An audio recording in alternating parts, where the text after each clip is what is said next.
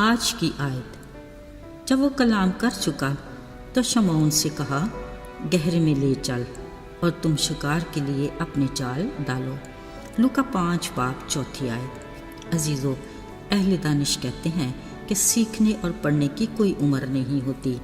بات بھی ٹھیک ہے، لیکن ہمارے کلچر میں اکثر یہ کہا جاتا ہے کہ اب آپ کی عمر آرام کرنے کی ہے، یعنی ہم اپنے بزرگوں کو وقت سے پہلے ایک طرف لگا دیتے ہیں۔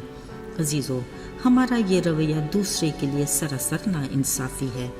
اصل میں تو یہ ہماری خود کے ساتھ بھی ناانصافی ہی ہے، کیونکہ ہمارے بڑے بزرگ وقت اور حالات کے ایسے مراحل سے گزرے ہوتے ہیں کہ ان کے پاس تجربات، مشاہدات اور معلومات کے خزانے موجود ہوتے ہیں۔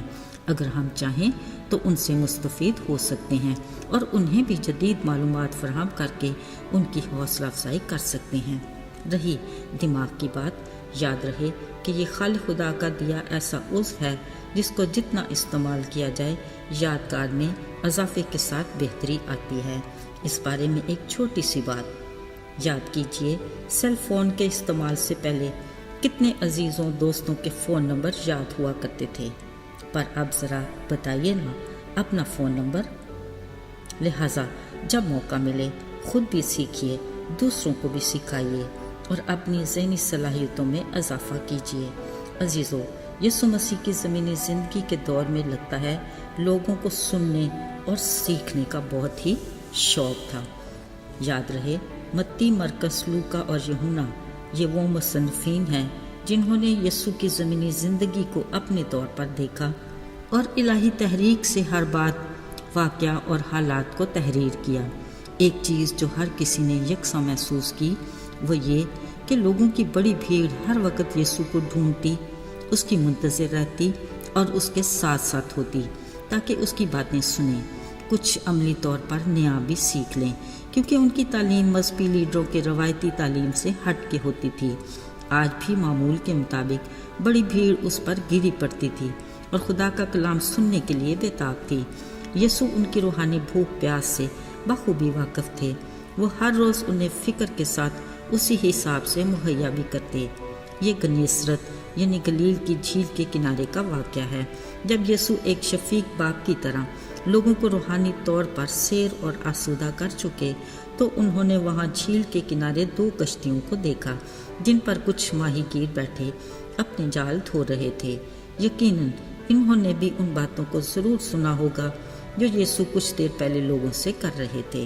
یسوع کو اندازہ تھا کہ یہ لوگ محنت کش ماہی گیر ہیں اور آج کے کاروبار کے لیے کچھ فکر مند بھی ہیں۔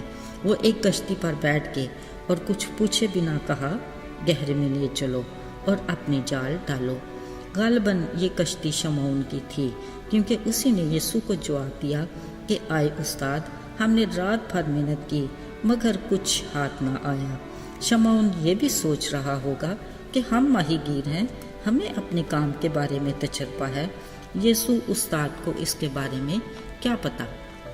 مگر جب اس نے یسوع کو دیکھا اور ان کی بات سنی، یقیناً کچھ تو ایسی کشش تھی کہ فوراً بولا، ہاں تیرے کہنے سے جال ڈالتا ہوں۔ عزیزو، کلام میں لکھا ہے کہ وہ مچھلیوں کا بڑا غور گھیر لائے کہ ان کے جال پھٹنے لگے۔ انہوں نے دوسری کشتی کے ساتھیوں کو مدد کے لیے بلایا۔ وہ اتنی زیادہ مچھلیاں تھیں کہ دونوں کشتیاں بھر گئیں کہ ڈوبنے لگیں۔ سب حیرانی سے ایک دوسرے کو دیکھنے لگے، مگر شمعون اسی پل یسوع کے قدموں پر گرا اور کہا، آئے خداوند، میرے پاس سے چلا جا، کیونکہ میں گناہگار آدمی ہوں۔ عزیزو، ذرا سوچئے، یسوع ایسے موقع پر سب کو حیران پریشان چھوڑ کر کیسے جا سکتے تھے، کیونکہ وہ تو دنیا میں آئے ہی بے یار مددگار اور گناہگار انسانوں کے لیے تھے۔ انہوں نے ڈرے سہمے شمعون کو تسلی دیتے ہوئے کہا، خوف نہ کر، اب سے تو آدمیوں کا شکار کرے گا۔ یوں لگتا ہے کہ یسوع نے اسی پل شمعون پطرس کو کسی بڑے کام کے لیے چن لیا تھا، اگرچہ اسے اس وقت یہ اندازہ بھی نہ ہوگا کہ آدمیوں کے شکار کا مطلب کیا ہے۔ پر غور طلب بات یہ ہے کہ ان سب میں سے جو وہاں موجود تھے، فقط پطرس ہی تھا جس نے یسوع کی الہی قدرت کو سمجھتے خود کو گناہگار ہونے کا اقرار کیا۔ یہ اس عمل کی بدولت تھا کہ وہ یسوع کے کہنے پر گہرے میں اپنی کشتی کو لے گیا۔ ابھی تو انہیں اس بات کا گمان بھی نہیں تھا کہ اسی خالق کے حکم سے پانیوں نے اپنے اندر کثرت سے جانداروں کو پیدا کیا۔ اب کیسے ممکن ہے کہ مچھلیاں یسوع کا حکم نہ مانتی؟ اسی ایک معجزے کو دیکھ کر وہ سب اپنی کشتیاں چھوڑ کر یسوع کے پیچھے ہو لیے۔ عزیزو، ہماری زندگی میں ایسے بہت سے معجزات ہوتے ہیں۔ مثلاً ہر صبح ہماری سانسوں کا برقرار رہنا، آنکھ کا کھلنا، رات کا اندھیرا صبح کی روشنی میں تبدیل ہونا، سورج نکلنا اور پھر دن بھر ضرورت کی ہر شے کا میسر ہونا۔ دراصل یہ اس قادر مطلق خدا کے معجزات ہی ہیں جن کو ہم اپنی روزمرہ کے معمولات سمجھ کر درگزر کر دیتے ہیں۔ ہمیں بھی پطرس کی طرح اس کی الہی ذات کی عظمت، قدرت اور اس کے رحم اور فضل اور اس کی لازوال محبت کو سمجھنے کے لیے گہرے میں جانے کی ضرورت ہے۔ اس کے لیے ہمارے پاس اس کا کلام موجود ہے جس میں اس کی حکمت کے سب خزانے پوشیدہ ہیں۔ ہمیں اس خزانے کو تلاش کرنا ہے تاکہ ہم اس کی پہچان اور عرفان میں آگے بڑھتے جائیں۔ خداوند ایسا ہی کرے۔ آئیے دعا کریں۔ اے آسمانی باپ، تو جو محبت کا پیکر ہے، ہم تیرے رحم اور بڑے فضل کے نہایت شکر گزار ہیں۔ وہ کون سا ایسا معبود ہے جو شفیق باپ کی طرح اپنے پیروکاروں کا خیال رکھتا ہو؟ تو نہ صرف ہماری جسمانی بلکہ روحانی بھوک پیاس سے بھی بخوبی واقف ہے۔ اپنی دی ہوئی نعمتوں برکتوں کے لیے ہماری شکر گزاری کو قبول کر۔